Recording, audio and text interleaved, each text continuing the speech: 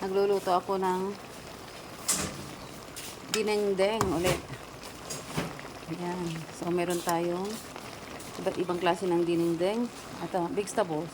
Green leafy vegetables. May okra. Mayroong freshly picked to ha. Diyan sa backyard garden.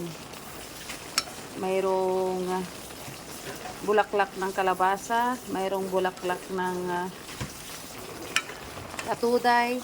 Mayroong kangkong. Mayroong saluyot. Mayroong kamote. Ayan. Tapos, ang kwan sahog ay ito. Inihaw na hito. Paborito ko kasi ang hito, guys. Pero ang gusto ko sa hito, yung hindi sunog. Ayaw ko ng sunog. Okay, so, ang sarap niya. Then, saka nakakain. Kain, kain. Yan. So, luto na siya. Yan. Sarap, sarap.